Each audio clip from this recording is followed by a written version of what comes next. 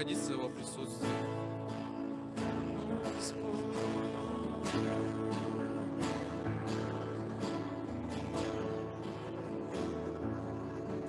Стоял ты пред всем творением,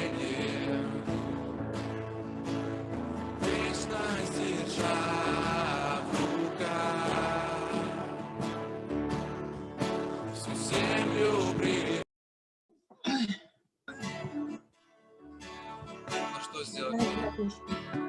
Что сделать мне?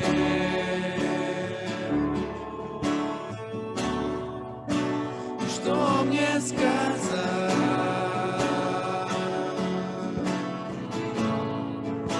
И сердце свое тебе могу я отдать. Но что сделать мне?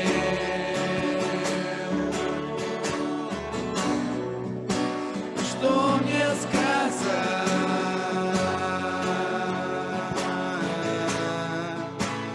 Сердце свое тебе могу я отдать.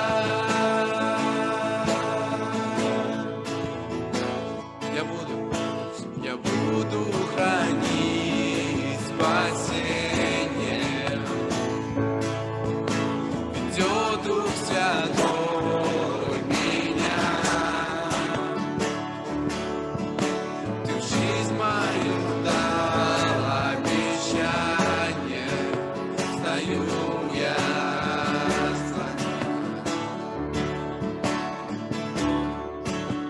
что сделать мне?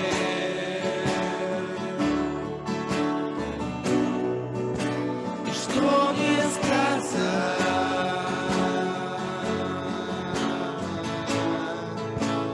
Сердце свое тебе могу я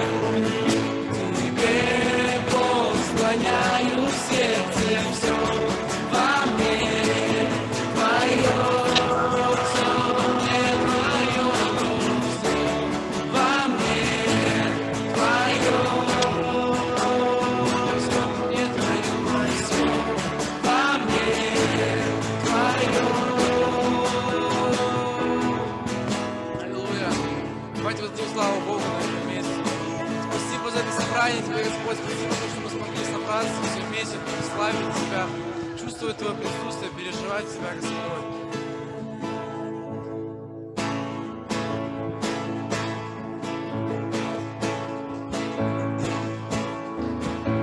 Славьте Его в святом собрании, славьте Его в небесном граде, славьте всей землей, славьте. Славьте Его в чудесной силе, славьте Его святое имя, славьте всем мирам, славьте. Славьте Его. Славьте Его в святом собрании, славьте Его в небесном граде, славьте всей землей, славьте. Славьте Его в чудесной силе.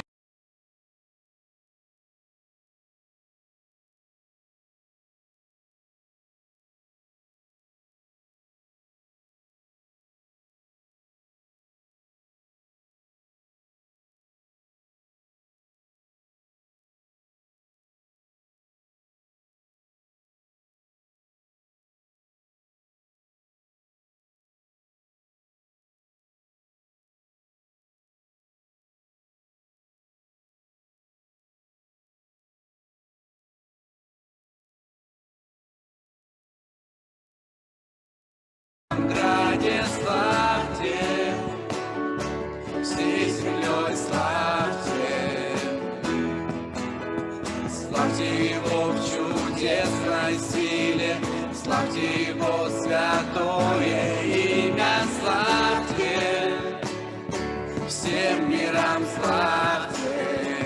Пусть от утренней зари, пусть от утренней зари слышат славный звук от востока на запад, с севера. Пусть от утренней зари, пусть от утренней зари все слышат славный звук от востока на запад, с севера на юг.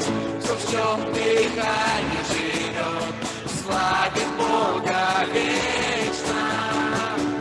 Все, что в сердце моем, прославь Его. Все, в чем дыхание, все, в чем дыхание живет, славит Бога вечно. И все, что в сердце моем, прославь Его. Прославь Его. Прославь Его, прославь Его,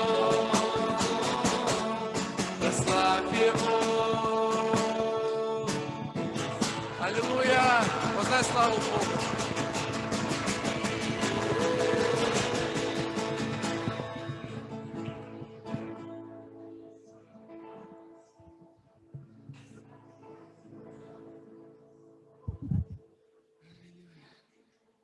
Мы славим Тебя на самом деле. Сегодня чудесный день.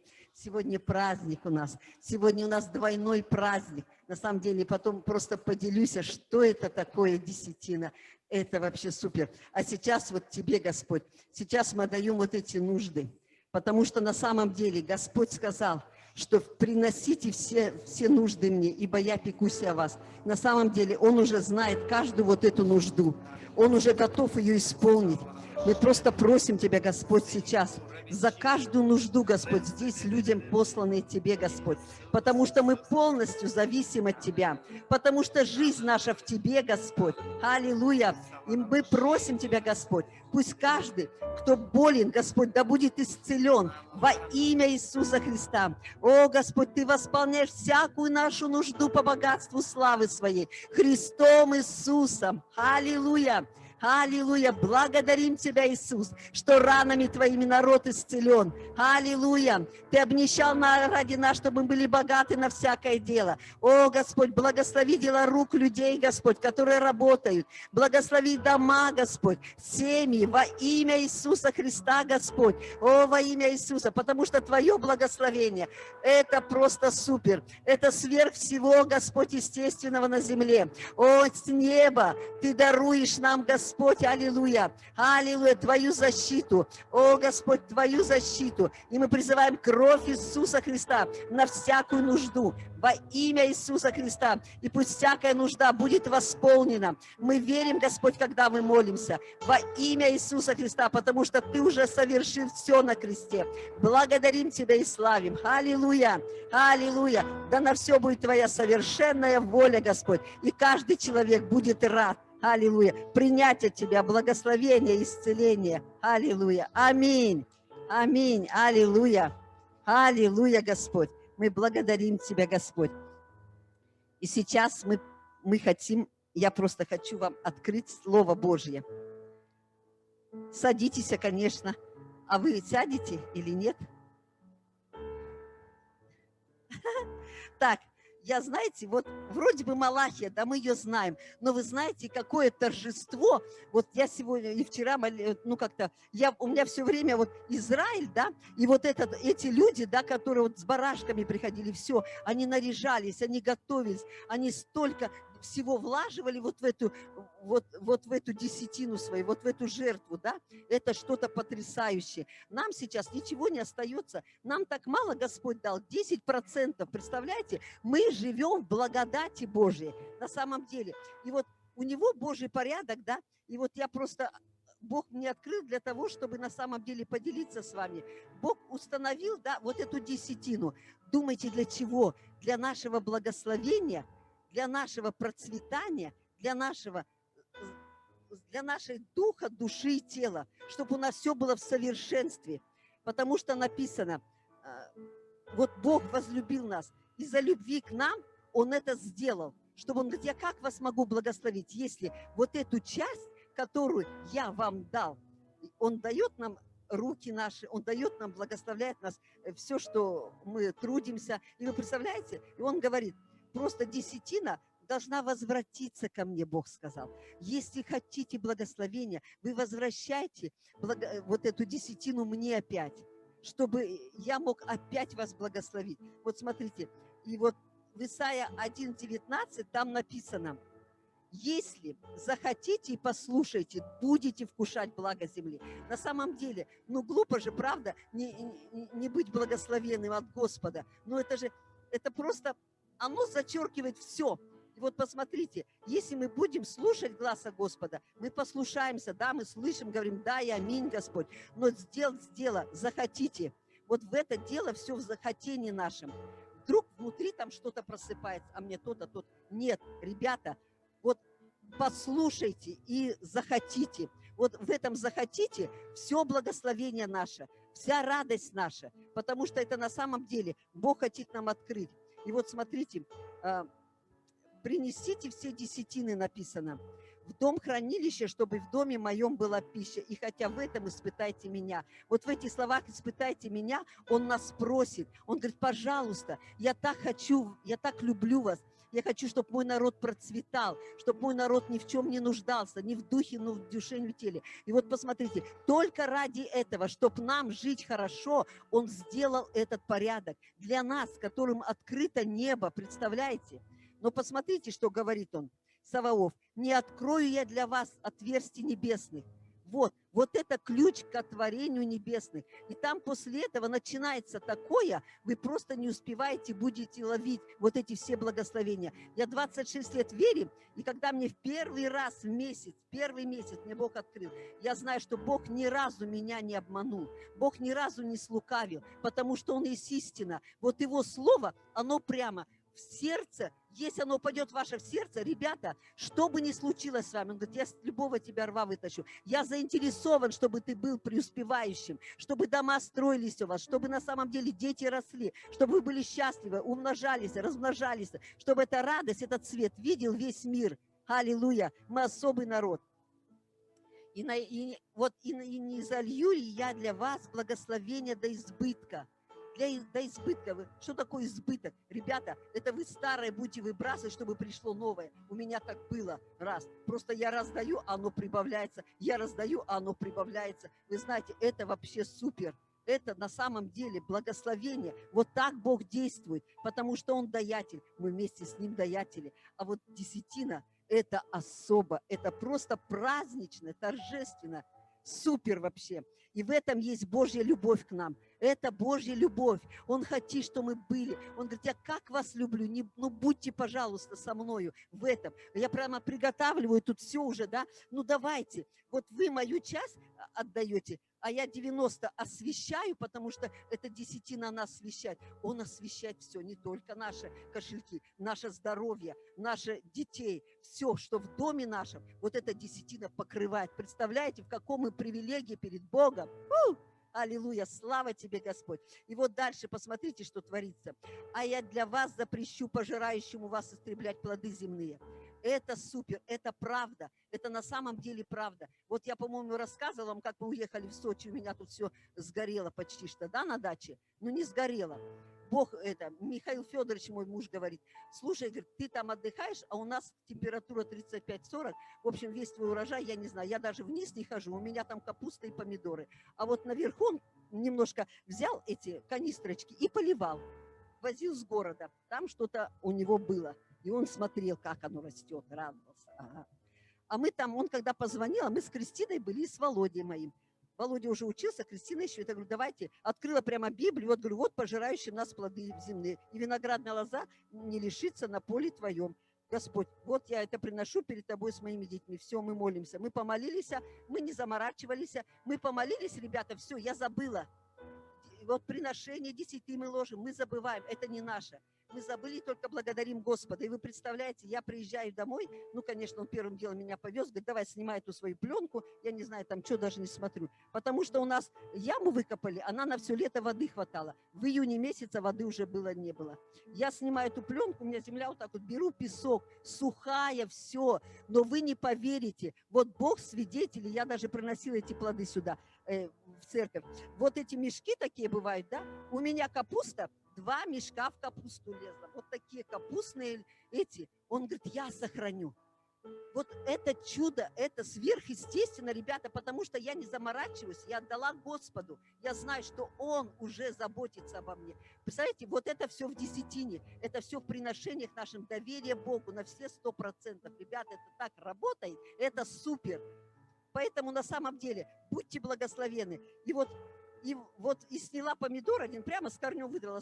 Корень сухой, а он зеленый, и на нем 101 помидор. От такого до такого. Я все завернула, привезла в церковь, и мы все славили Господа и благодарили Его за такие благодеяния. Вот вера наша, она включает Бога. Он говорит, ничего нет невозможного верующему. Вы включите свою веру, и будет вам. Представляете, что нам Бог открывает? Мир этого не знает. Они на деньги нам молят. А мы наоборот, мы на Бога надеемся, а деньги отдаем. И нам еще прибавляется. Мир говорит, он этого не поймет.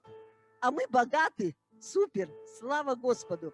И вас вот, и смотрите еще дальше, не лишится плода. И дальше. Блаженными называть будут вас все народы. И вот я посмотрела, что такое блаженные. Это вообще блаженный. Это в высшей степени счастливый человек. Вот кто мы. Мы, это, я не знаю, у меня прямо распирает все от Божьей любви на самом деле. Блаженный, это еще в христианстве называется, я нашла тут одно такое. Блаженный в широком смысле христианского понимания. Всякий, кто наслаждается видением Бога и общением с Ним. Все. Это предел. И вот когда мы отдаем десятину, Бог говорит, я открываю небеса, и это просто летит в мое сердце. Вы послушны мне. Представляете, что такое десятина? Говорите всем. Я сегодня с радостью говорю, Миша, я говорю, сегодня праздник десятин. Он говорит, он такой сначала на улице, я говорю, Миша, посмотри, в каком ты дворце живешь. Это все плод. Вот то, что Бог мне сказал делать. и это плод всего, что вообще нас окружает. Мы здоровы, мы счастливы, представляете? Поэтому, и вот еще дальше нет, еще одно слово я вам хочу сказать, это вообще супер слово. Вы скажете, ага, нет, и блаженными называть будут все народы земли, потому что вы будете землею вожделенную, говорит Господь. Как интересно, посмотрите, земля вожделенная – это постоянно нуждающийся в помощи. В какой мы помощи нуждаемся?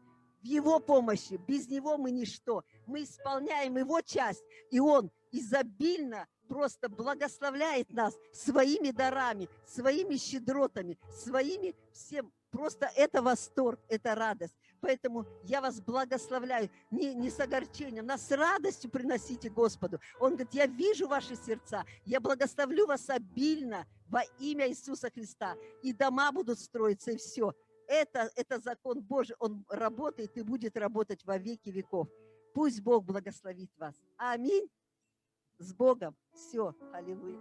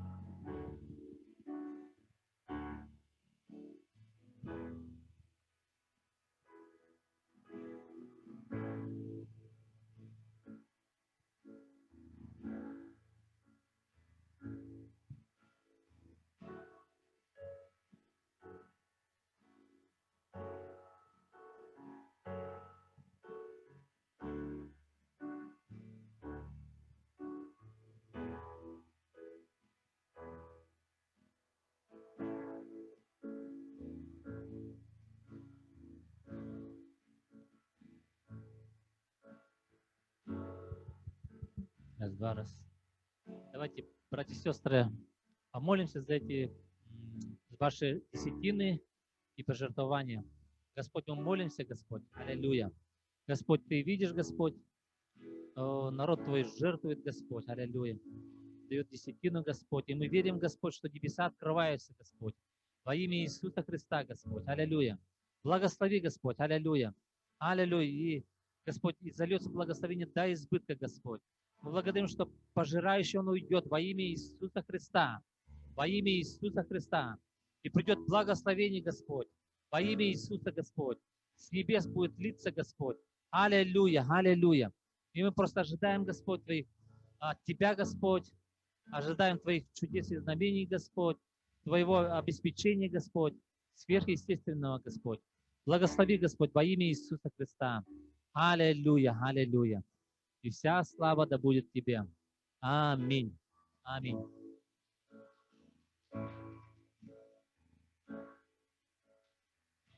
Давайте достанем, будем поклоняться еще.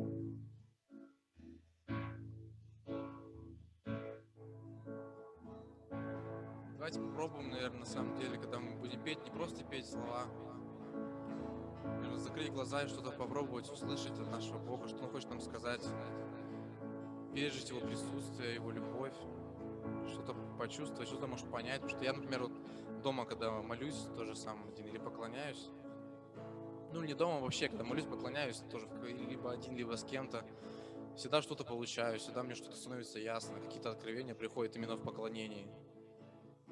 Давайте будем что-то ожидать. Велик наш Господь, пусть мной велик наш Господь, пусть услышится земля, что Бог наш велик.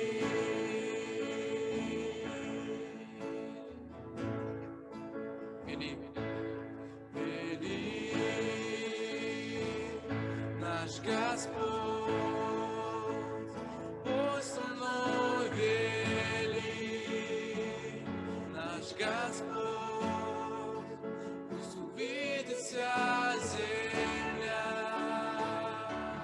что Бог наш велик. Величие царя. Величие царя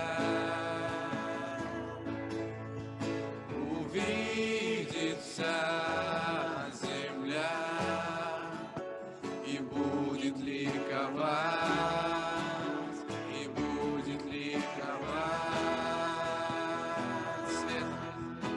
светом окружен. Нет и тени в нем от голоса царя, трепещет вся земля. Велик наш Господь, пусть со мной велик наш Господь, пусть увидит вся земля, что Бог наш велик.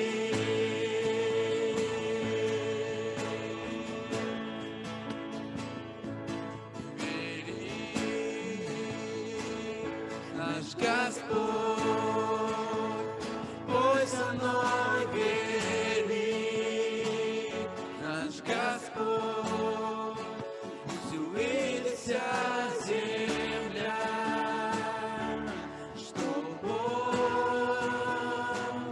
наш велик.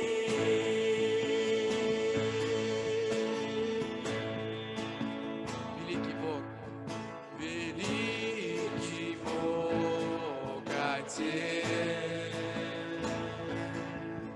Он вечности Творец, Он начало и конец, Он начало и конец.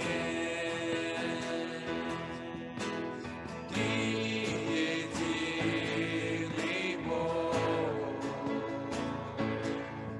Отец, Сын, Дух Святой,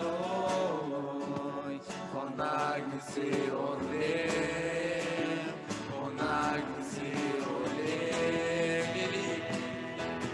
Велик наш Господь, пусть со мной велик наш Господь, пусть увидит вся земля, что Бог наш велик.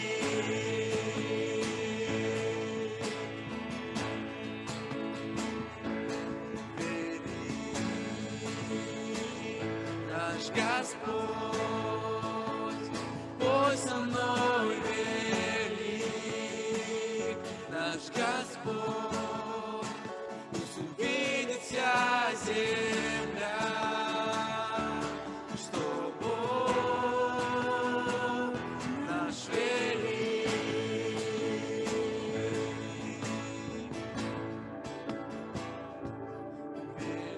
Велик наш Господь, пусть со мной велик наш Господь, пусть увидит вся земля, что Бог наш велик. Скажи, велик, велик наш Господь, пусть со мной велик наш Господь.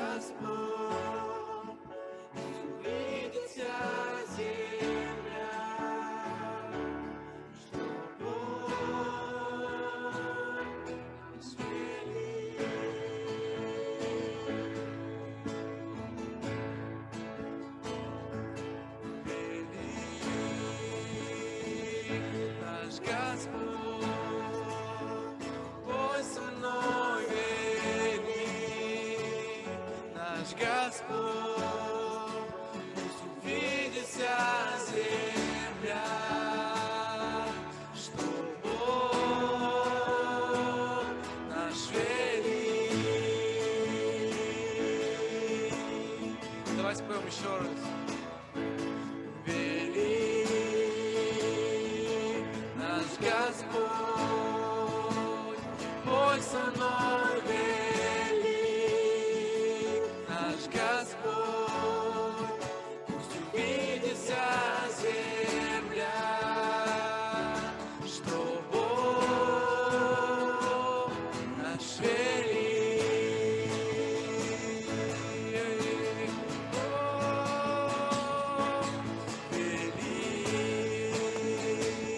наш Господь, Бог со мной велик, наш Господь, пусть увидит вся земля, что Бог наш велик.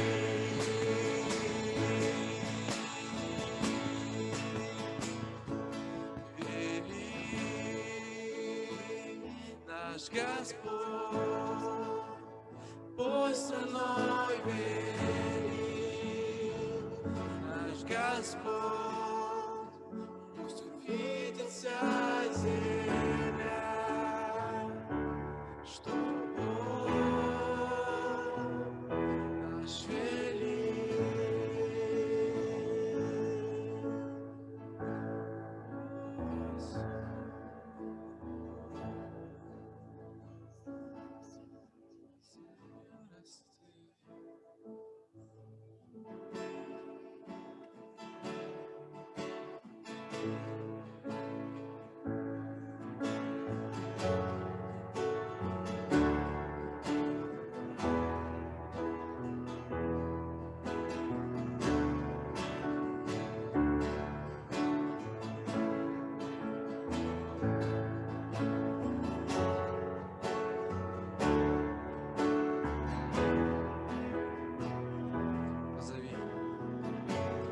Позови, я услышу.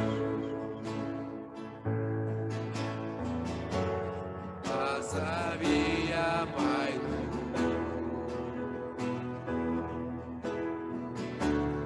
За тобой, мой Бог, до края земли.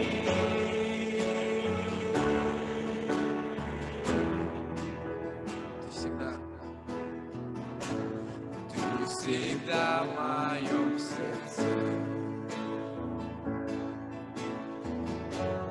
Ты зажег свой огонь.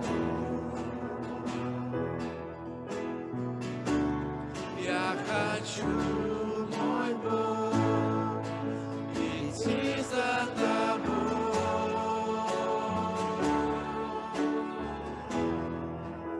Веди меня.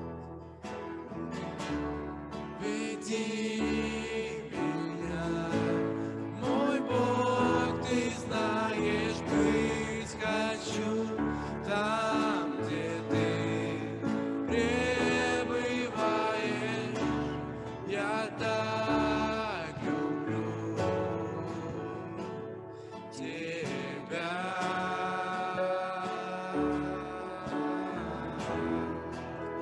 Позови. Позови, я услышу. Позови, я пойду.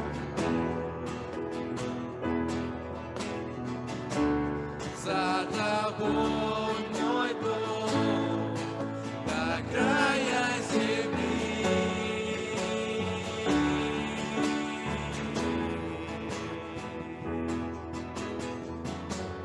Ты всегда в моем сердце. Ты зажег свой огонь. Я хочу, мой Бог, идти за тобой.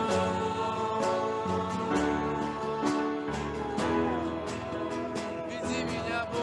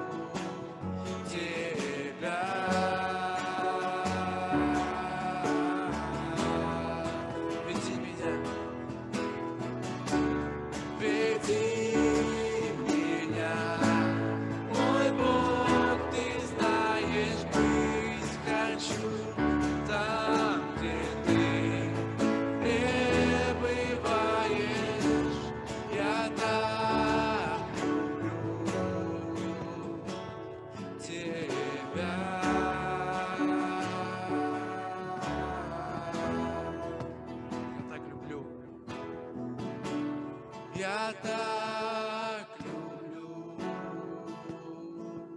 тебя. Я так люблю тебя, Бог. Я так люблю тебя.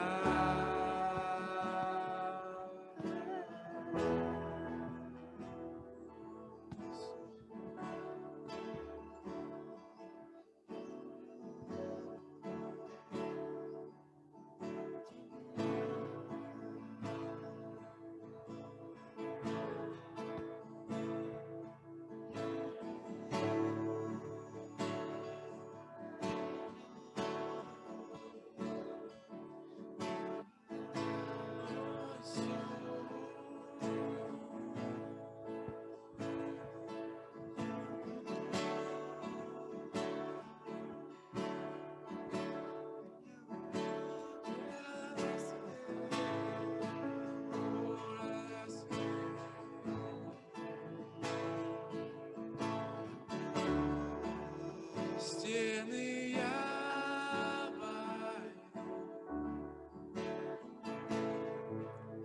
знаю, они падают. Ты никогда не подводил.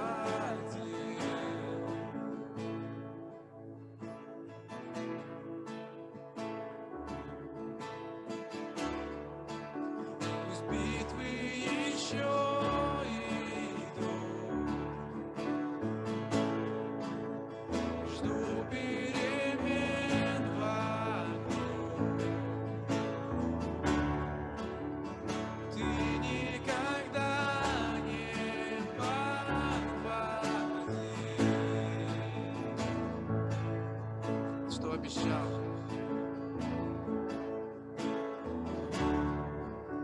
Что обещал, знаю, исполнишь ты. Верности в твоих руках я, не подведешь меня. Уверен в этом я.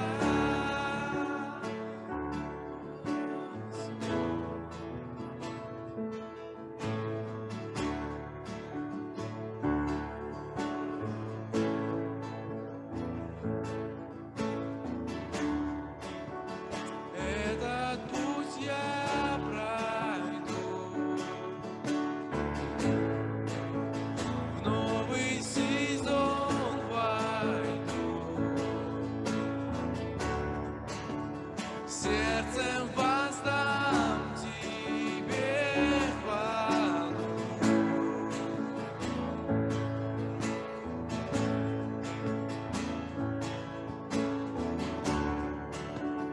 Верен вовеки ты, держишь своей любви. Бог, ты достоин всей хвалы. Что обещал? Что обещал, знаю, исполнишь ты. Верности в твоих руках я, не подведешь меня. Уверен в этом, что обещал. Что обещал, знаю, исполнишь ты. Верности в твоих руках я, не подведешь меня. Уверен в этом я.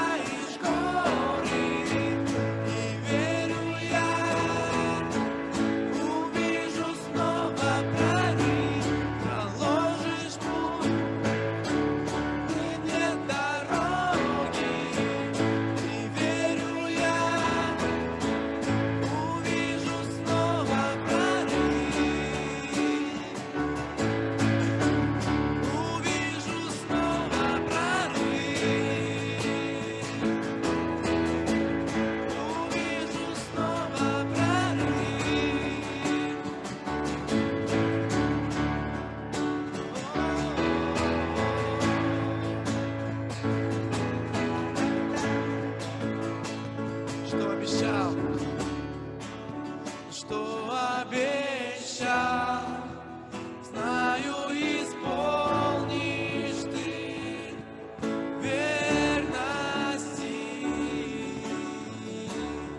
В твоих руках я, не подведешь меня. Уверен в этом, что обещал, что обещал, знаю, исполнишь ты верности. В твоих руках я, не подведешь меня. Уверен в этом я.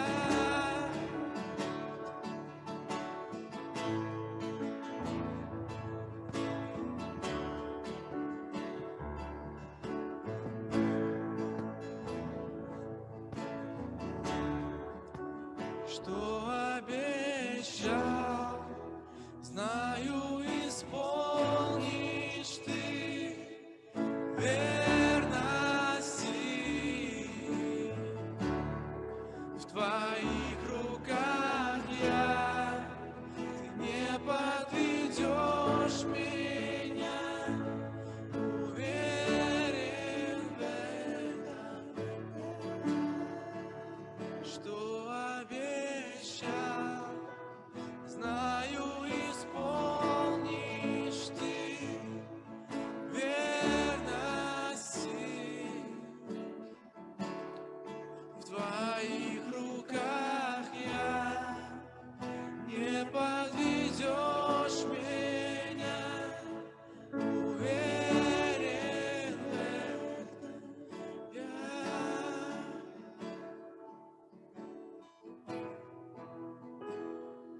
Аллилуйя. Аллилуйя. Слава Господу. Благодарим и славим Тебя, Господи. Аллилуйя. Аллилуйя. Аллилуйя. Слава Господу. Приветствую всех в этот день, чудесный день, в этом чудесном месте Господом нашим. Аллилуйя. Это хороший, прекрасный день, воскресный. Слава Господу. Еще раз поприветствуйте рядом стоящих. Огромное спасибо вам, левиты.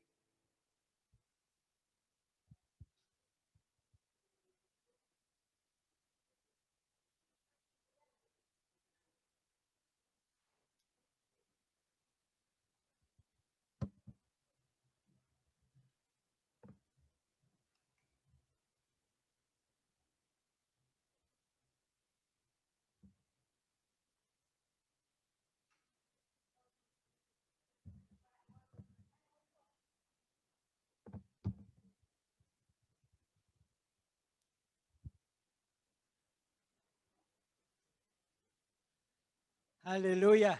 Слава Господу. Вы рады, что вы сегодня в Доме Господнем? Аллилуйя. Слава Господу. Знаете, я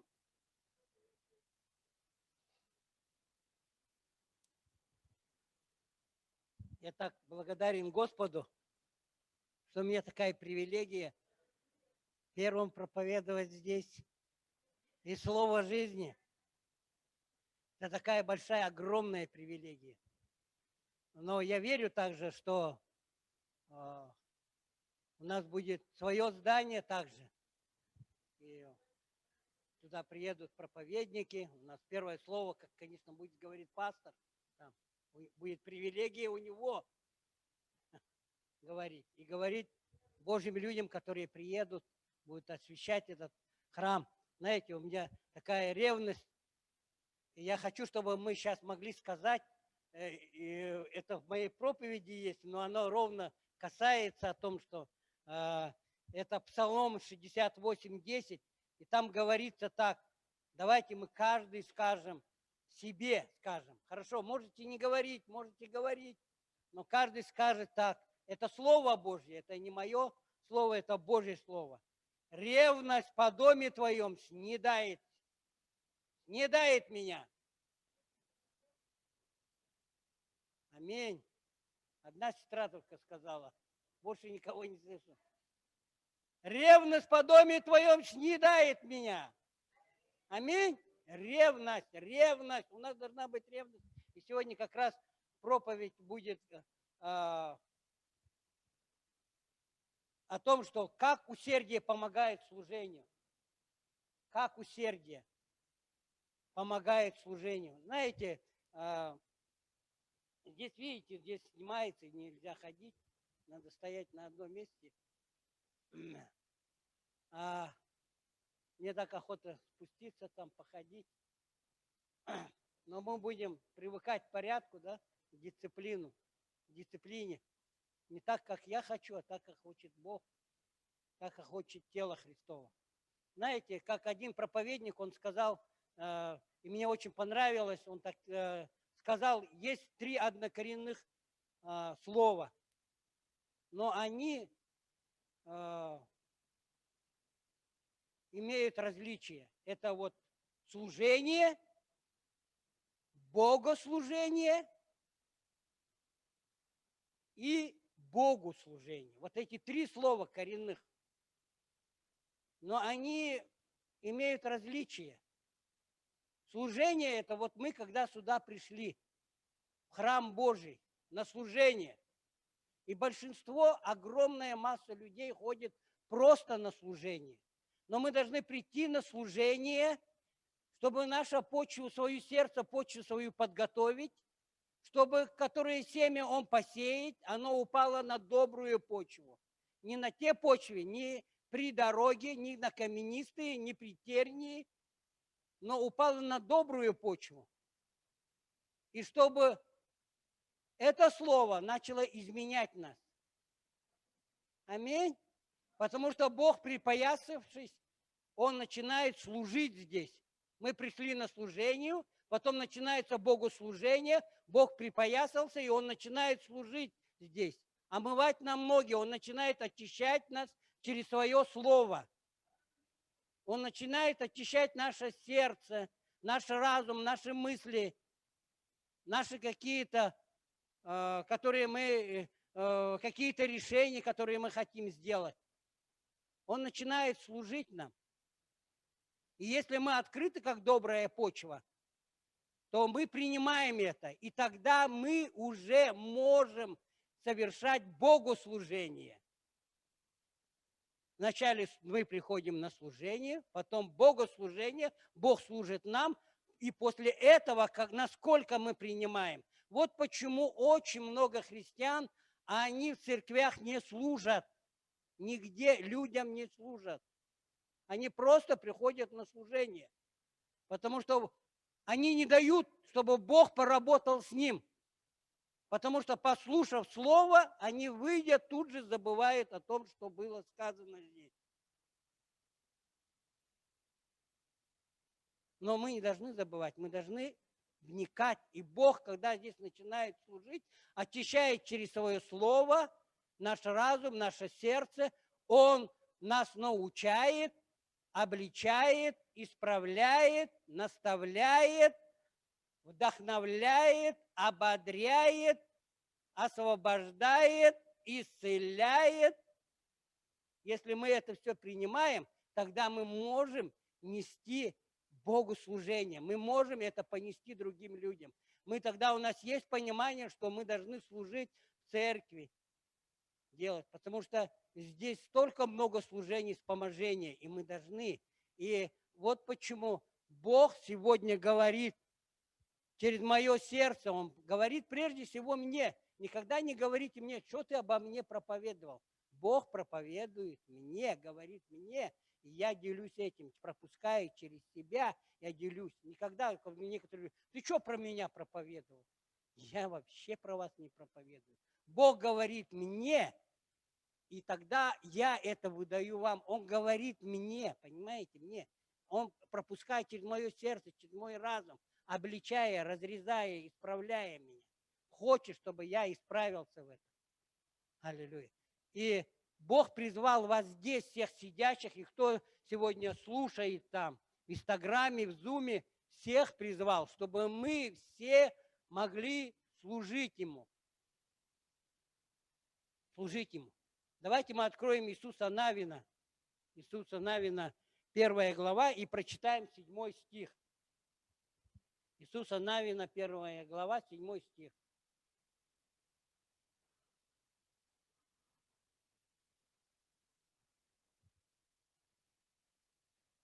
Читаем там. Там написано так. Только будь тверд и очень мужественен. И тщательно храни и исполняй весь закон, который завещал тебе Моисей, раб мой. Не уклоняйся от него ни направо, ни налево, дабы поступать благоразумно во всех предприятиях твоих, во всех, благоразумно поступать во всех предприятиях твоих. Аллилуйя.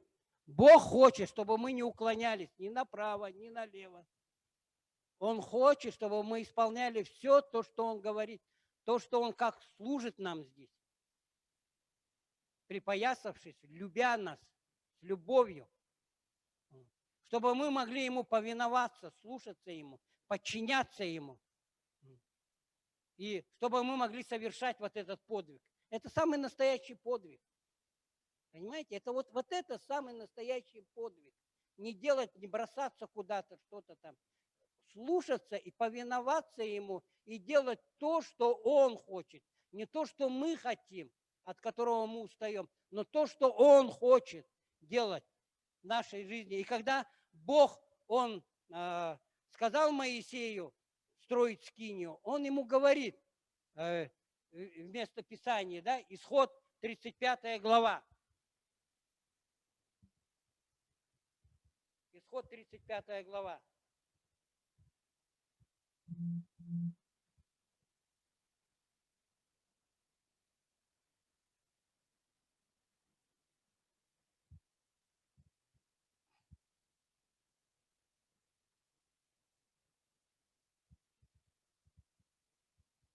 И там мы читаем 4 и 5 стих.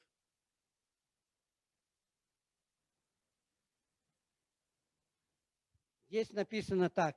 «И сказал Моисей всему обществу сынов Израилевых, вот что заповедовал Господь, сделайте от себя приношение Господу. Каждый по усердию пусть принесет приношение Господу золото, серебро, медь». Каждый по усердию своему, он говорит. Он говорит, по усердию принесите. И как поступил народ, мы смотрим, как поступил народ, читаем Исход 35 главу, из 21 по 29, там что-то я буду пропускать, потому что там много очень. Но вот будем делать акцент на то, что как они это делали. Смотрите, потому что у нас сегодня проповедь, как усердие помогает служению. Исход 35 глава с 21 стиха. «И приходили все», смотрите, слышите, «и приходили все, которых влекло тому сердце». Это очень важно. Влекло сердце. Нас никогда не будет влечь сердце, если мы не будем пребывать в Его Слове, если мы не будем читать Его, если мы не будем искать Его, если мы не будем молиться, нас ничего не будет привлекать. Ничегошеньки. Как бы вы ни старались, мы просто будем приходить, как вот я вначале говорил, на служение просто отсидим свой номер и уйдем. Уедем, там будем заниматься своими делами. Нас ничего не будет влечь. Нас только будет влечь, когда у нас будет взор на Иисусе Христе. Иисус Христос, когда будет нам служить, и тогда мы сможем служить, мы будем видеть Его любовь, Его милость, Его прощение, Его силу, Его помазание, и будем служить всем этим. И здесь написано, которых влекло тому сердце, и всех, которых располагал Дух, и приносили приношения Господу для устроения скинии собраний, и для всех потребностей, и для священных одежд. Приходили мужья с женами, и все по расположению сердца, не просто так. Мы должны на собрание переходить по расположению сердца. Не просто для галочки, по расположению сердца. На домашние группы ходить, служить где-то по расположению сердца. И там вот приносили кольца, серьги, перси, там мы не будем там дальше читать.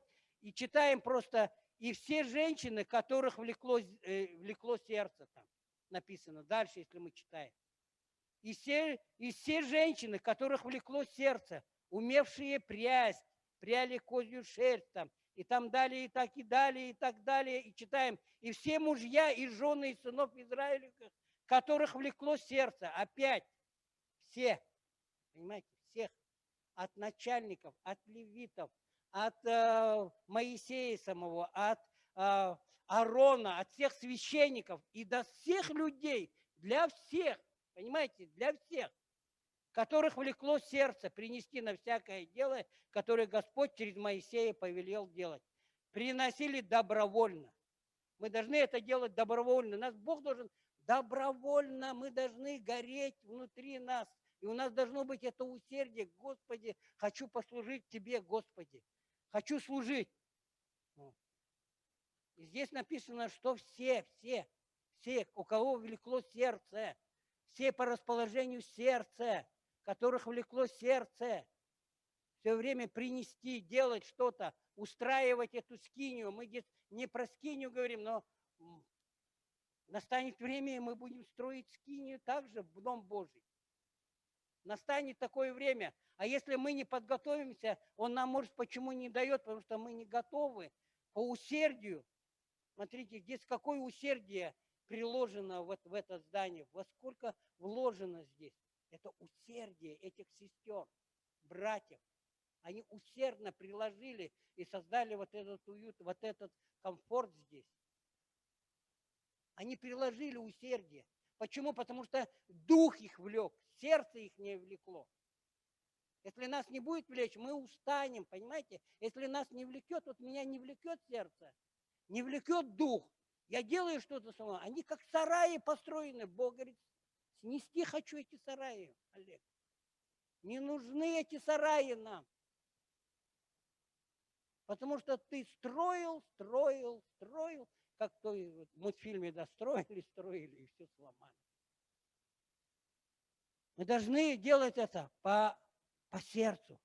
Знаете, в Царстве Божьем требуются именно такие люди. Я хочу, чтобы мы слышали сегодня, принимали это слово, чтобы это слово нас обличало, наставляло и исправляло нас, чтобы мы были приготовлены ко всякому доброму делу. Мы должны распространять Царство Божье. Царство. И Бог хочет, чтобы было усердие. Бог хочет, чтобы у каждого у нас было усердие, чтобы нас влекло к этому, что мы должны это делать. Знаете, и это не обязательно, как я вам сказал, я вам пример привел, что это там не только Моисей, Аарон и священники, и левиты были. Там потом в конце же написано Исход 35 глава, 28 и 29 стих. Очень. Все мужья и жены, все. Это значит, вы все, и все там, кто в Инстаграме и в Зуме, вы все, которые сегодня слушаете, и которые не слушаете, и потом вы будете слушать обязательно, вы все, у кого будет усердие, мы будем строить Царство Божье. Аминь. Аллилуйя. У кого, вот уточнение, у кого будет сердце, усердие в сердце. Аллилуйя. Давайте мы посмотрим, что такое усердие. Усердие. Словарь Даля. Ну, там, может, усердие. Словарь Даля я посмотрел, очень интересно. Это вот усердие, это старание к делу, рвение, ревность, доброжелательство, заботливость, добросовестное исполнение. Вот. И также дальше я когда читал там у Даля, и к своему удивлению обнаружил вот это, знаете, понятие такое. Усердный – это значит ученик и служитель.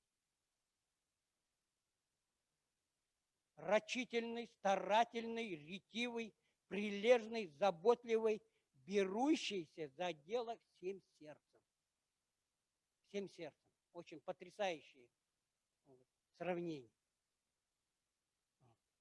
И вот из этого, давайте вот из этого вот понятия усердия мы выберем основные, знаете, черты.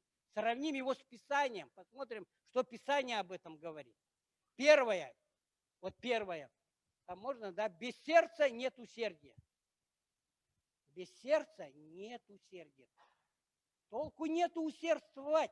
Если на сердце этого нету, то усердствуют. Знаете, сколько людей усердствуют, у них когда нету сердца. И все это рушится, браки рушатся, бизнес рушится, отношения рушатся, потому что там нету сердца.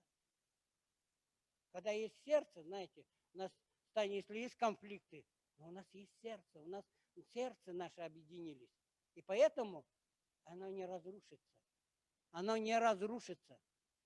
Потому что в это сердце, какие бы ни были. А в этом мире это все разрушится. Какие бы усердия ни влаживали, в бизнесе влаживали, и потом в этом сердце нету. И все, когда начинается дележ, все разваливается просто на глазах. Усердный человек – это человек, берущийся за дело всем сердцем. Всем сердцем. Луки, можно открыть, Луки, 10 глава, 27 стих, там говорится: возлюби Господа Бога твоего всем сердцем твоим. Мы всем сердцем своим должны возлюбить Бога твоим, и всей душою твоей, и всей крепостью твоей, и всем разумением твоим, и ближнего твоего, как самого себя. Всем сердцем. Если в этом нету сердца, толку нету. Мы часто говорим, что любовь к Богу, просто говорим: Бог, мы тебя любим, мы тебя любим, мы тебя любим. Но в этом, если нет усердия, мы не прилагаем какое-то усердие, то просто слушаем Его Слово. Ну, как вот эти забывчивые люди, как там в Писании сказано-то, эти люди, которые, послушав Слово, как в зеркало посмотрелись, и потом ушли, забыли, каковы они. Так же и Слово Божье. Слово Божье говорит конкретно: у тебя такой характер, тебе нужно измениться. Бог говорит: тебе нужно измениться. Ты раз посмотрел, ага, конечно, и тут же забыл. И пошел, и кому-то нагрубил. И Бог говорит: ты не исполнитель слова. Ты не исполнитель слова, Олег. Ты забывчивый. Просто посмотрел в зеркало, погладил себя по головке, ага, классное, супер слово, горит вроде. Но ничего ты не исполнил, и оно ничего. Потому что обязательно придет испытание, тест. Ты только скажешь: вот я изменился, вот у меня все хорошо, вот я уже на коне. И вдруг раз оказался под конем. Только испытания настали, и ты свалился. Я про себя говорю, вы на себя смотрите.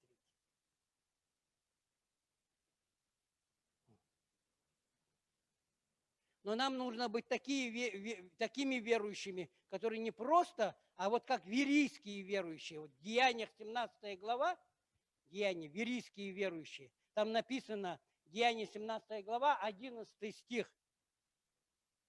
Как вот, они со всем усердием, ежедневно разбирая Писание, точно ли это так записано. Вот мы должны также, вас учат, вам говорят, или вы читаете, вы должны смотреть. Вот этот человек так сказал, он учит так. А это точно ли? Мы должны сравнивать с Писанием. А это точно так. И параллельное место Писания, и в контексте мы должны все время смотреть любого проповедника, мы должны смотреть любого учителя, мы должны, как ученики, смотреть его, как эти были. Они точно ли это разбирали Писание? Не просто так, а точно ли так это записано? Вот. Разбираться, прилагать усилия. Вот. И исполнять, конечно. Мне очень нравится слово вот о царе Иезекии. Это 2 Паралипоменон, 31 глава, 20 и 21 стих. Там написано так. Вот что сделал Иезекия во всей Иудее. Он делал доброе и справедливое и истинное перед лицом Господа Бога своего. И во всем, что он предпринимал на служение Дому Божьему и для соблюдения закона и заповедей, помышляя о Боге своем, он действовал от всего сердца своего. И тогда он имел успех. Мы будем иметь успех только тогда, когда мы будем действовать от всего сердца. Если мы будем делать это от всего сердца, тогда мы будем иметь успех.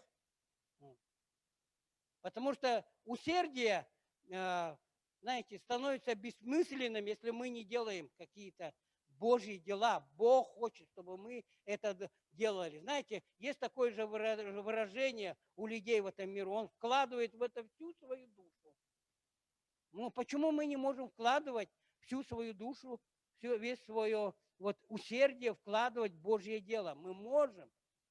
И каждый теперь, не надо отвечать, каждый пусть себе задает вопрос, вы здесь, я в первую очередь, может, там люди, которые смотрят нас, могли бы задать себе вопрос по отношению к Богу. А я такой? А я такой? Бог проводил меня через это место Писания. Бог говорит, а ты такой? Бог не говорит там на кого-то, он ни на кого не показывает. Как часто это он, это про него проповедь, а это про нее. Да нет, это про нас, все про нас.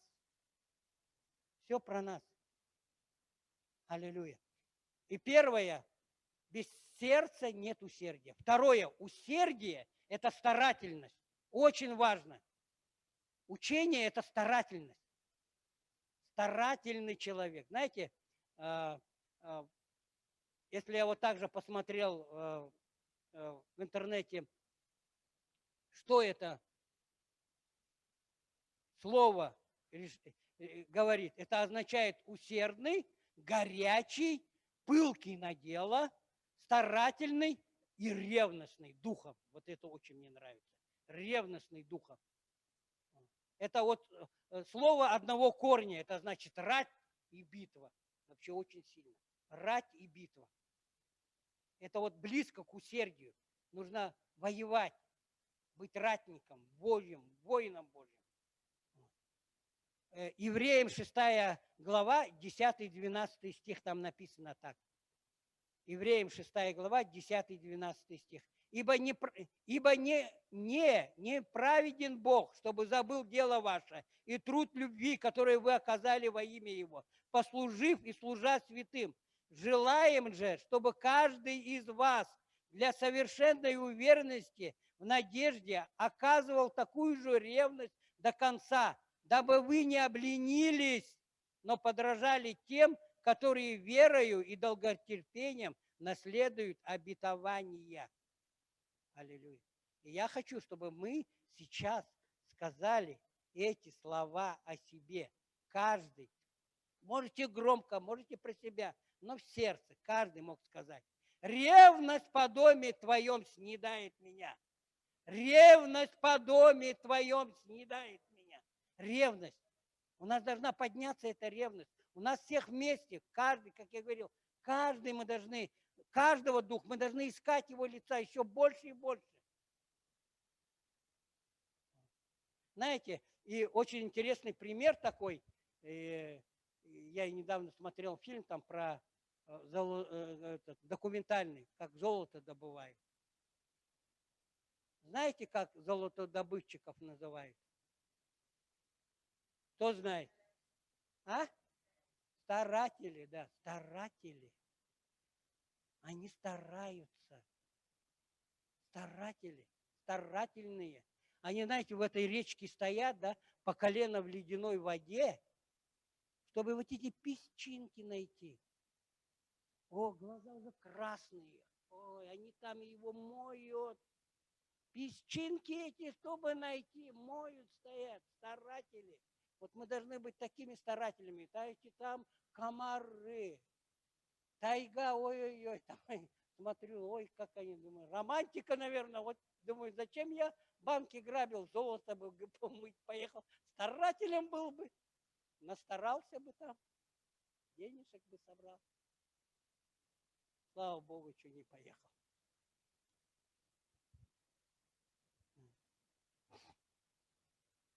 Старатели, слава Богу. Это вот стараться, в Писании, наверное, встречается, это вот Вот, не так много, но может десяток раз. И 1 Паралипоменон, 22 глава, 13 стих прочитаем. Знаете, вот такие старатели, они как одержимые этот песок моют. Господи, думаю, посмотрел этот фильм, думаю, я бы никогда не работал на такой работе. Наверное, скорее всего, они придумали, да, эту пословицу «пуще, как там, пуще воли хочу», да, охота пуще неволи, охота пуще неволи. 1 Паралипоменон, 22 глава, 13 стих. Там написано: «Тогда ты будешь благоуспешен, если будешь стараться исполнять уставы и законы, которые заповедовал Господь Моисею для Израиля. Будь тверд и мужественен, не бойся и не унывай». Смотрите, в этих словах есть вот эта старательность, ретивость, битва, бой и труд. Будь тверд и мужественен. Это вот эта старательность, да? Быть твердым, старание. Быть твердым и мужественным, это и есть ревность, да? Не бойся. Это в бой пойти. В бой пойти. Не нужно бояться, когда в бой идешь, если боишься, все. Мой папа все время говорил, все боялись, мы все молились, комсомольцы, коммунисты, политруки, каждый в своем углу помолится, и потом разведка боя. Ужасно, говорит, ужасно. Все политруки, все коммунисты. Я вообще не верил, думаю, как я в школе учился. Он рассказывает такое. Все молились Богу. Все. И для вида политрук вставал за Сталина, а внутри за Господа, спаси меня, Господь, спаси. Мой папа все время говорил. Он все время шел в бой и говорит, Господи, сохрани, спаси меня, спаси, сохрани. Одно слово, про себя. А так кричат, за Сталина, за Родину. Внутри спаси и сохрани. Но в бой они шли, потому что они были твердые и мужественные. Они знали, отступать некуда. Если они отступят, все. Бросать некуда. И не унывай. Это значит труд. Трудиться нужно. Засучив рукава, нужно трудиться. Не унывай. Не бойся, будь тверд и мужественным в бою. Не бойся и трудись, не унывай. Но здесь создается вопрос, например, мне человек, когда я готовил эту проповедь, разговаривал с одним человеком, он говорит, ну у меня усердия особо не получается, ну что делать тогда, Олег Иванович?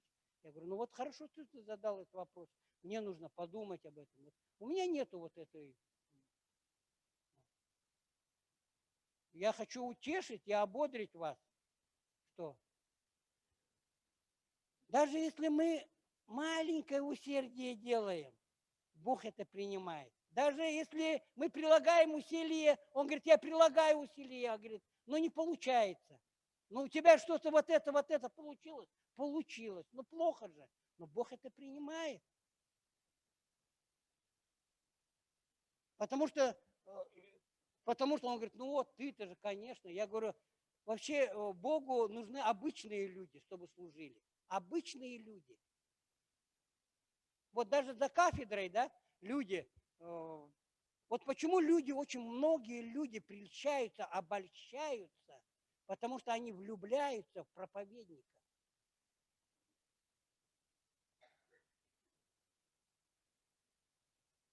Проповедника за кафедрой не должно быть видно. Он должен просто донести то, что ему Бог сказал, он должен принести это.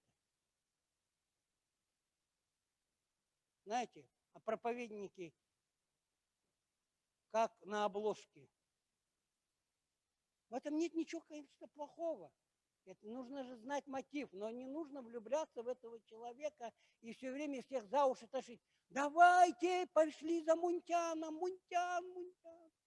Ой, давайте, Сандей, давайте.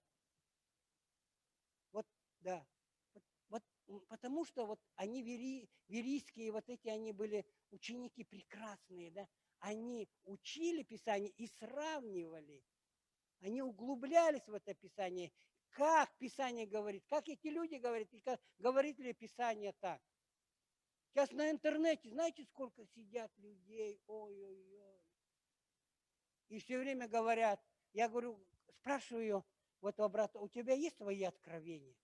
Вот откровение, вот этот сказал, вот это откровение, тот сказал, вот это откровение. Ой, да что вы-то? Вот он, да. А вы кто такие? Вот он, да. А почему он, да? У него 5000-я церковь. А потом вы видели, как громадный, чем больше церковь, чем она громаднее, чем она падает, сотрясает все, атмосферу общества. И они смеются, эти люди, приходят и говорят, вот, посмотрите, говорили же мы вам.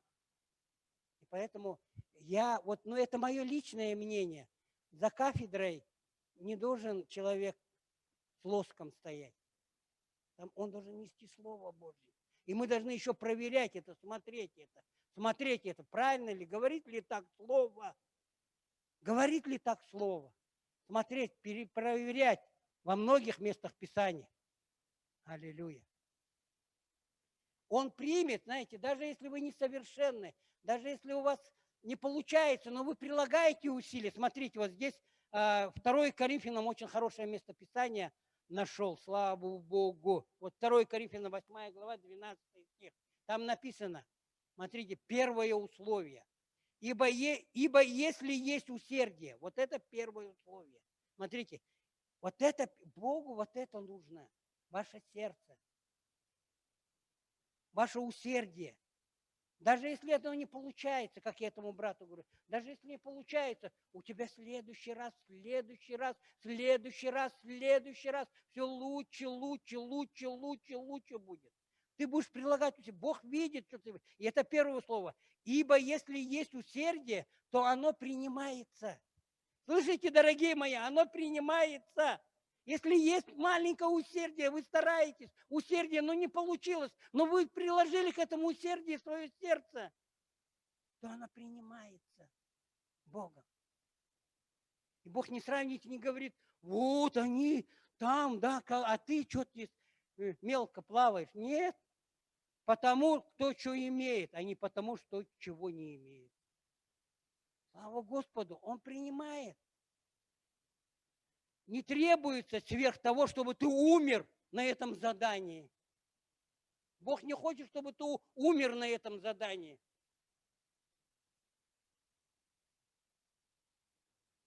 Богу это, знаете, Богу это, ну, Он не хочет этого. Он не заламывает руку, там, Олег, иди, делай то, ты не сделал это, пинками это. Нет, Он так не делает никогда. Это люди так могут делать. А Он так никогда не делает. Он не получился, Он скажет, в следующий раз получится. Продолжай прилагать усердие. Продолжай, у тебя получится. Потому что ты в битве стоишь, ты стоишь в труде. Ты двигаешься в этом направлении. И вот Он, и мы каждый сами себе также можем задать, как и первый раз, такой же вопрос. А я такой? А я такой старательный? Такой ревностный? Мы должны задавать каждый себе вопрос. Это не в укор кому-то, это каждый. Я себе задаю этот вопрос. Задаю это в течение всей недели. А я ревностный? А я старательный? А куда это ушло? А где что-то затухло? А где, почему где-то остановилось? Третье. Усердие. Третье. Можно, да? Третье. Усердие – это доброжелательство и заботливость. Усердие – это доброжелательство и заботливость. Усердие – это не так командовать, ходить всеми, пинать, говорить, вот это делай, а почему здесь не сделали, почему здесь не помыли, а почему так. Это не усердие, это гордость. Это гордость. Усердие – это доброжелательство и заботливость. И апостол Павел так наставляет Тимофея. 1 Тимофея 4, 13 и 16. Он говорит: «Доколе не приду, занимайся чтением, наставлением, учением, не ради, а пребывающем в тебе даровании». У всех у вас есть дарование, не ради. У каждого у вас есть, которое дано тебе по пророчеству с возложением рук священства. О чем заботься, всем пребывай, дабы успех твой для всех был очевиден. Вникай в себя и в учение, занимайся этим постоянно, ибо так поступая и себя спасет, и слушающих тебя. Вот. Он не случайно упоминает об этом. И дальше вот мы читаем Филиппийцам, очень хорошо написано о том, что как Филиппийцам 2 глава, 19 и 20 стих, там написано: «Надеюсь же в Господе Иисусе вскоре послать к вам Тимофея, дабы и я, узнав о ваших обстоятельствах, утешился духом, ибо я не имею никого равного усердного». Он говорит, нет ему равного усердного такого человека. У нас кто здесь усердный такой? Есть, можете поднять руки, кто такой усердный, как Тимофей?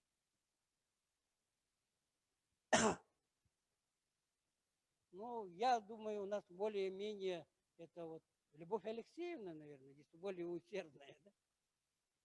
Ну и другие, конечно, есть. Я не знаю, это Бог знает. Я об этом не сужу, но я вижу просто Любовь Алексеевна, Людмилу Алексеевну, Людмила Алексеевна и многие-многие из вас, да. Многие-многие из вас. Бог знает. Если вас не назвали, не обижайтесь сразу, не возноситесь, не гордитесь. Никого усердно, кто искренне заботился о вас. Он говорит, нету такого усердного, кто бы то ли искренне заботился о вас. Потому что он был доброжелательным и очень заботливым человеком, Божьим человеком.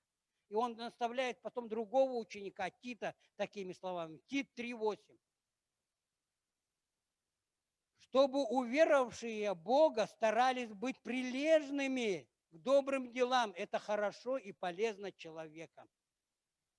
И еще об усердии в добрых делах пишет Павел, первое послание Коринфянам и Тимофею, 5 главе. Он здесь пишет о вдовицах. В церквях очень много вдовиц, протестантских особенно.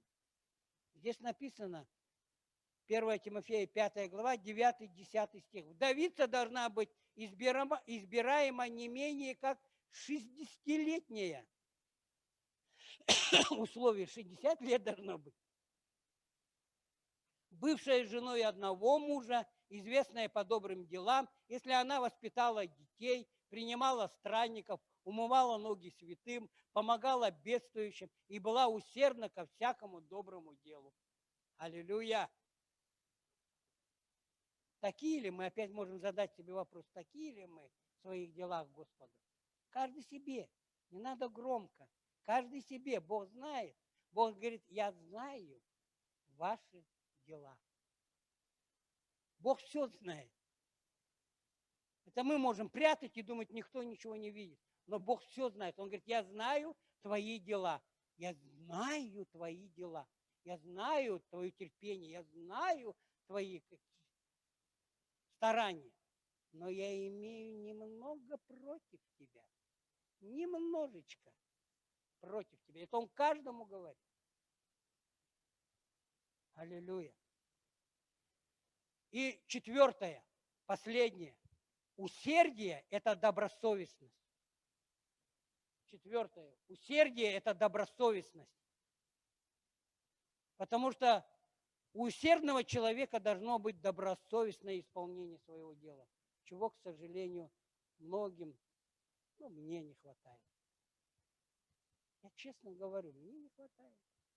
Добросовестное исполнение. И мы можем сваливать на все, на житие, бытие. А они сколько жили, как у них сколько детей было, и сколько этих служителей было. Просто смотришь и думаешь, как так? Они детей бросят и занимаются там. Ой, Господи, думаешь. Колоссянам 3 глава, 23-24 стих. Здесь написано. И все, что делаете, делайте от души, как для Господа, а не для человеков, зная, что воздаяние от Господа получите, наследие, ибо вы служите Господу Христу. Кому мы служим? Господу Христу. Аллилуйя. Какой человек на производстве больше ценится? Тот, который добросовестно относится к своей профессии, или который недобросовестно? Добросовестно.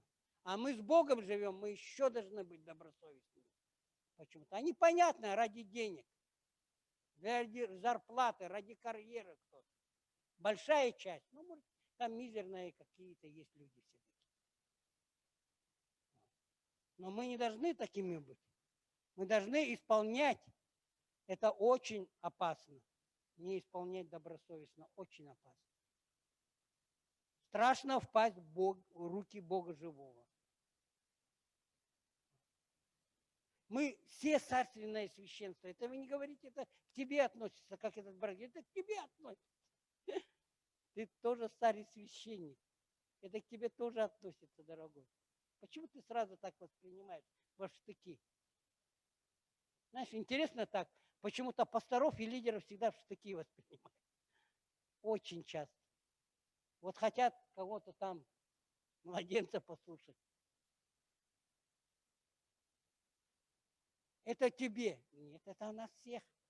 Обо мне, конечно, это мне Бог сказал. Но и тебе говорит через меня. Итак, служить усердно, это значит служить добросовестно. Аллилуйя. И мы должны задать этот вопрос сами себе. А добросовестно ли я служу себе? Знаете, как раз мы ехали в Москве, едем с братом, а он на служении должен, а он опаздывает.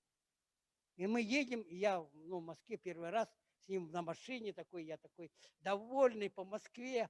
Думаю, ох, как классно. Едем. И там ему звонит, алло, ты где, брат? Ты чё? Мы в пробках здесь, в пробках. Я говорю, брат, ты какие мы в пробках? Ну, я имена не называю просто, может, кто-то догадается. Я говорю, какие пробки? Мы мчимся 120. Мы в пробках. Добросовестно служит брат. И мы часто так же бывает.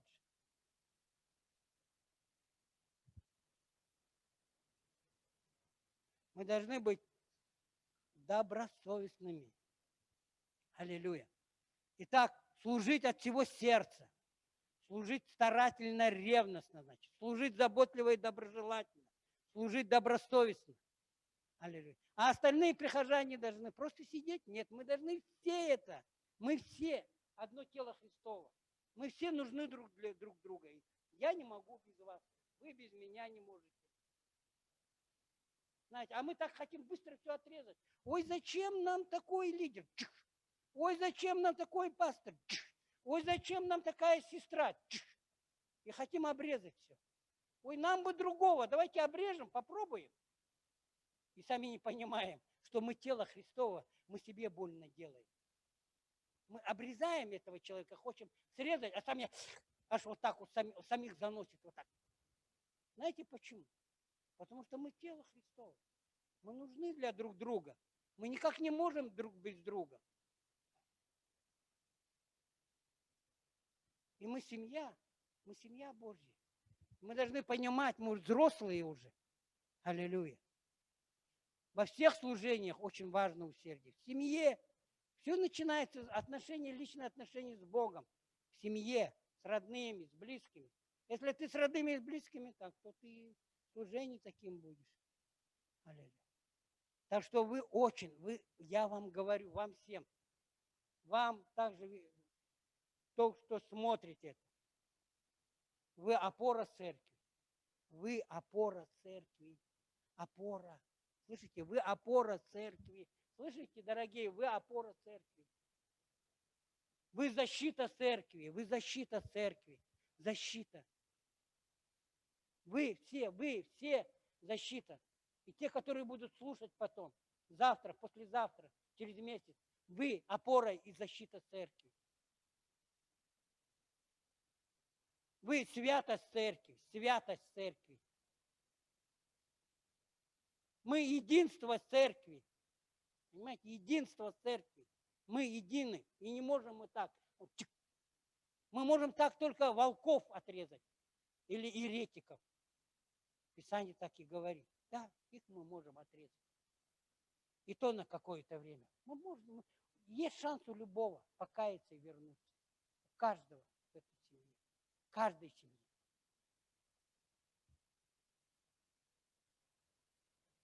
Знаете, очень часто, когда не хватает таланта, вот я поначалу, у меня никакого таланта никогда. Но я поначалу видел, я настолько был усердный. Вообще, все, готов. Я поехать, пастор, туда, я и готов делать. Есть. Приехал, столько усердия в Бердигисяхе делал. Ой, один Бог знает. Один Бог знает. Только усердие прилагал. Не сидел вообще дома. Потому что дома ничего нету, ни дивана, ни холодильника. Что дома сидеть? Дома ничего не держит. А сейчас у нас дома все держит. Интернет, самый быстрый, телевизор крутой, смартфоны, холодильник полный. Все нас держит. О, пойду еще посмотрю, что там осталось-то. Танечка, что из нас есть вкусненькое покушать? Уже кончилось. А что, сваришь еще? Завтра сварю только. Как завтра? Сегодня еще не закончился день. Время же уже 7. 7 еще до 12, 5 часов. Кушать надо, однако.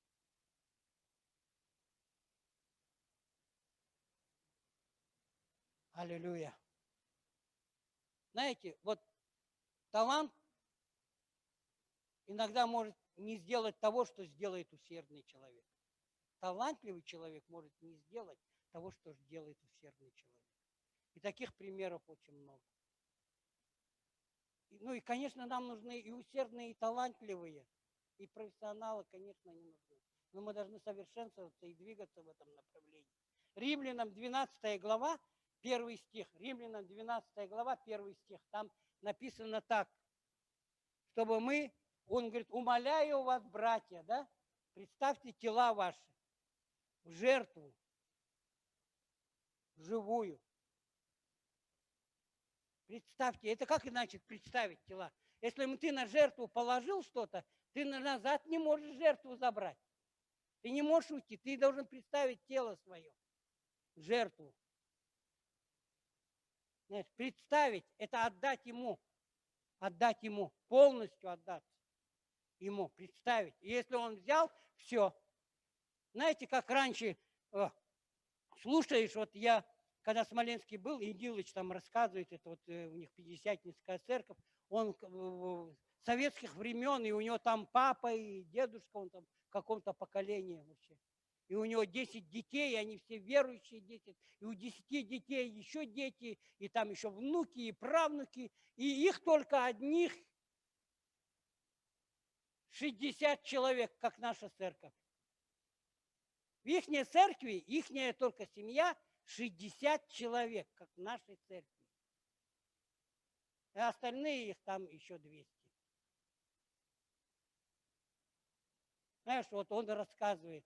Знаешь, как раньше, вот, говорит, представить, вот мы, говорит, представить тела свои в жертву живую, значит, мы должны представить, говорит, свой дом. Все, что в дом мы вносим, мы сразу молимся и говорим, все, представляем это, отдаем на жертвенник тебе. Все отдаем тебе на жертвенник. И, говорит, вот так, в 80-х годах как-то немцы, говорит, подарили одной семье кондиционер, это в 80-х годах, кондиционер им подарили. И проездом были братья, и они проезжали мимо, и у них остановились погостить. И они зашли и говорят, у тебя кондиционер, мы его забираем. Конечно, я же Богу его представил, забирайте. В другую семью зайдет, видим магнитофон, забираем на Царство Божье, оно должно служить. А куда вы забираете? Будем кассеты распространять. А куда этот кондиционер? Кондиционер там, где братья печатают Библии, книги. Там такая жара, духота. Кондиционер им нужен. Зачем вам в квартире этот кондиционер? Шикарная вещь, германская еще, в 80-х годах. И все, отдавали. И никто ничего не рыпался. А сейчас, если к тебе домой придут, вот я представляю, ко мне домой придет и скажет, вот мы у тебя забираем телевизор, церковь. Я, наверное, сразу, какой телевизор, иди, давай подеремся вначале. Побьешь, заберешь. Не побьешь, не отдам.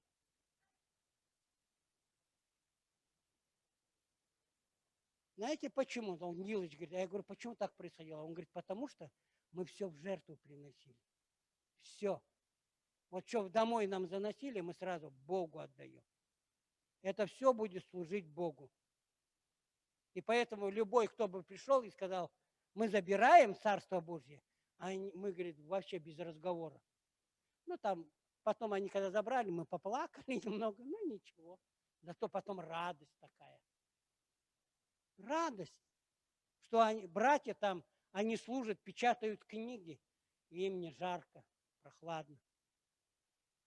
Аллилуйя. Малахия 3 глава, будем заканчивать. Малахия 3 глава. Малахия 3 глава.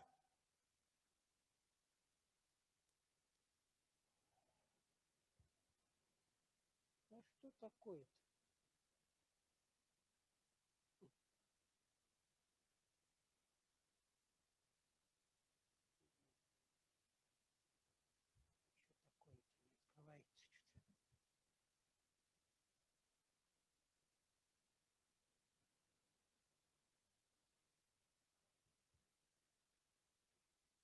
Малахия 3 глава, ну, я на некоторое время пойду, прогуляюсь. Здесь написано, 17-18 стих, и они будут моими, говорит Господь Саваоф, собственностью моей. Он говорит, вы моя собственность. Вы, говорит, представили себя, да, представили свои тела, значит, вы моя собственность. Если вы представили, вы все, моя собственность. Он говорит, мои в этот день, которые я соделаю, и буду миловать их, как милует человек сына своего и служащего ему. И тогда снова увидите различия между праведником и нечестивым, между служащим Богу и неслужащим ему. Он говорит, я милую. Я буду миловать их, как милует человек сына своего. Он говорит, я буду охранять, потому что вы моя собственность. Кто мою собственность тронет, тому будет хана. Да? Правильно? Он свою собственность никогда не даст в обиду. Никогда. Аллилуйя. Слава Господу. Аллилуйя. Давайте мы встанем и помолимся.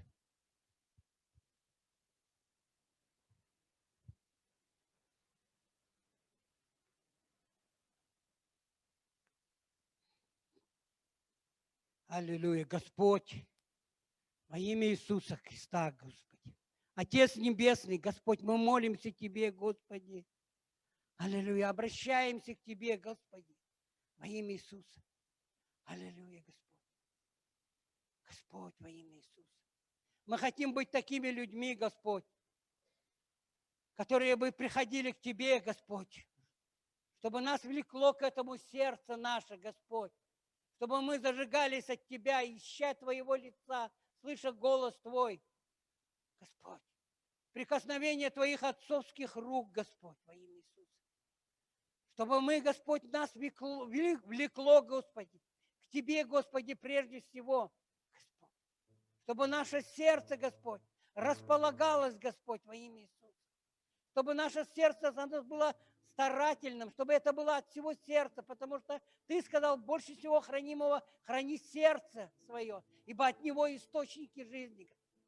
Потому что от избытка сердца говорят уста, Господь. Чем наше сердце наполнено во имя. Дай, Господи, нам это все делать от сердца. Дай нам научать. Говори каждому, Господь. Сегодня, Господи, завтра, послезавтра. Кто бы не слушал эту проповедь, говори, Господь, во имя Иисуса. Чтобы мы, Господь, были старательными, Господь, ревностными, Господь, по Дому Божьему, Господь, во имя Иисуса. Чтобы мы приготавливали этот путь, Господи, во имя Иисуса Христа. Аллилуйя, Господь, во имя Иисуса. Чтобы мы были доброжелательными, Господь, заботливыми, Господь, в этом усердии. Не просто усердие это командовать, кричать, Господь, указывать куда-то, но были доброжелательными, заботливыми, Господь, во имя Иисуса Христа. Аллилуйя. Чтобы мы были добросовестными в этом усердии. Исполняли свой труд добросовестно, делали то дело, которое Ты нам поручил, Господи, во имя. Чтобы мы могли принести себя в жертву, живую, благую, угодную, Господь, во имя Иисуса. Совершенной воле Божьей, Господь, во имя Иисуса. Чтобы мы не просто были слышателями забывчивыми, но были исполнителями Его Слова, Господь, во имя. Прилагали к этому усердие, Господь. Потому что Ты приготовил что-то для нас чудесное и прекрасное, Господь. И все это впереди, Господь. Ожидает, Господь, нас, Господи. Аллилуйя, Господь. Во имя Иисуса. Но Ты хочешь приготовить наши сердца, Господь. Чтобы наши сердца были готовы к тому, чему Ты приготовил для нас. То великое и недоступное, Господь. Во имя Иисуса. То, что Ты хочешь нам показать, открыть, дать нам, Господь, во имя Иисуса. Если у нас не будет такое заботливое и добросовестное, Господь, доброжелательное сердце, усердие к этому, Господь, то Ты нам ничего и не дашь, может, и не давал из-за этого, Господь, во имя Иисуса. Мы благословляем, Господь, во имя Иисуса, наших братьев, что они предоставили нам это место чудесное, хорошее. Дай нам также относиться к этому доброжелательно, добросовестно, Господь, ко всему имуществу, которое здесь, во имя Иисуса, как Божьему во имя Иисуса. Аллилуйя, Господь. И может, Ты нам приготовил что-то хорошее, чудесное в этом городе. Аллилуйя. Дом Божий, Господь, во имя Иисуса Христа. Аллилуйя, Господь. Но прежде мы должны приготовить свое сердце, чтобы у нас было не каменное сердце, но плотяное сердце, Господь, которое слышит, чтобы у нас была добрая почва, которая готова принять это семя, и которое взросло бы, Господь, 360, 100 крат, Господи, во имя. И мы не остались прежними, но были измененными во славу Божью, во силу. Мы благодарим и славим Тебя, Господь, за каждого, Господь, за каждого в этой Божьей семье во имя Иисуса. Благословляем прямо сейчас, Господь, тех людей, кто болен сегодня, Господь, кто немощен, прямо сейчас, Господи, возлагайте руки, Господь, во имя Иисуса, на те больные места, и там, кто вы слушаете, Господь, и смотрите, Господь, Бог, Он, Господь, человеколюбивый, милосердный, Господь, во имя Иисуса, благостный, Господь, добрый, щедрый, Он целитель, Господь. Прямо сейчас Он прикасается к вам и исцеляет всякую болезнь, всякую немощь. Он, Господь, разбивает всякие грехи. Господь, ярмо греха, если вы искренне каетесь во имя Иисуса, освобождает от всякого негативного во имя Иисуса. Благодарим и славим Тебя, великий Бог, Господь, во имя Иисуса. Благослови сегодня остаток дня, чтобы мы ходили, Господь, в духе, Господь, Божьем, Господь, чтобы мы могли размышлять, думать, Господь, во имя Иисуса. Аллилуйя, Господь. Чтобы наше сердце влекло туда, где есть Твое, Господь. Твоя жемчужина, Твое золото, Господь, Твои бриллианты, Господь, Твое Слово, Господь. Во имя, там, где есть Твое присутствие, Господь, во имя Иисуса Христа. Изливай больше и больше, Господь. Мы хотим дождя, огня, чтобы оно загорелось, Господь. Особенно в молодых людях, Господь. В следующих поколениях во имя Иисуса Христа. Аллилуйя, Господь.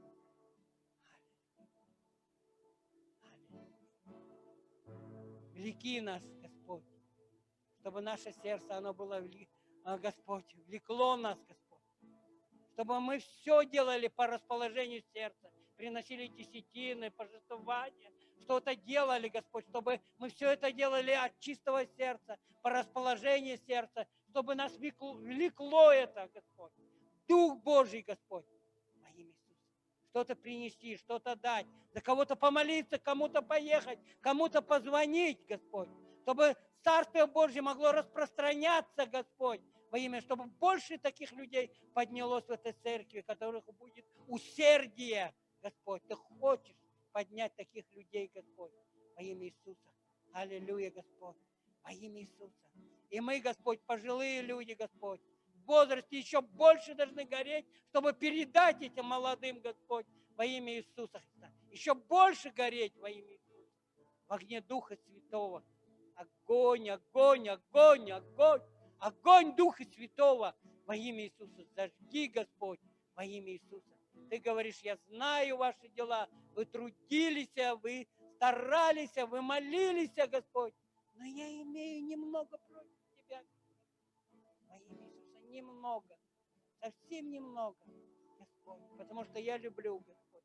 Потому что я хочу поднять на другую высоту, на новый уровень, на Божью высоту, Господь. Я хочу вывести вас на пространное место, Господь, во имя Иисуса. На пространное место, Господь, во имя. Я хочу дать вам то, что вы, Господь, во имя Иисуса, еще не приходило даже к вам, во имя Иисуса Христа. Но я хочу, чтобы прежде вы были моими послушными детьми, чтобы ваше сердце, оно было добрым, Господь, щедрым, Господь, отзывчивым, Господь, открытым, искренним, Господь. Настает такое время, Господь, во имя Иисуса, чтобы мы убрали все камни, которые мешают, чтобы мы могли разодрать свое сердце, которое, Господь, еще жестоко где-то. Господь, чтобы мы могли отдаться в Твои руки, чтобы Ты просветил наш разум, Господь, во имя Иисуса, чтобы Ты просветил все уголки нашего мышления, Господь, нашего сердца, Господь, чтобы Ты мог исцелить нас полностью, вывести нас, Господь, во имя Иисуса, обетованную землю во имя Иисуса Христа. Благодарю и славлю Тебя за каждого здесь, за каждого, за пасторов, за лидеров, за каждого, Господь, во имя Иисуса. За каждого, потому что здесь нужен каждый.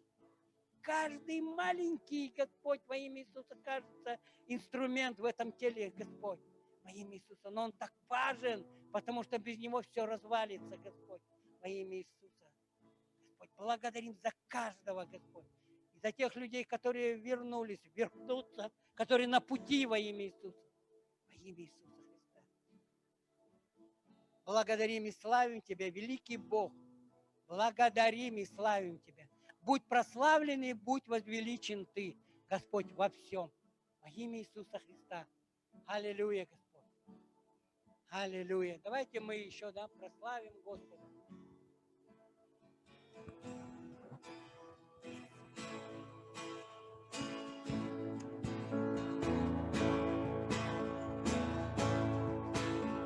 Славьте Его в святом собрании, славьте Его в небесном граде, славьте, всей землей славьте. Славьте Его в чудесной силе, славьте Его святое имя, славьте, всем миром славьте. Пусть от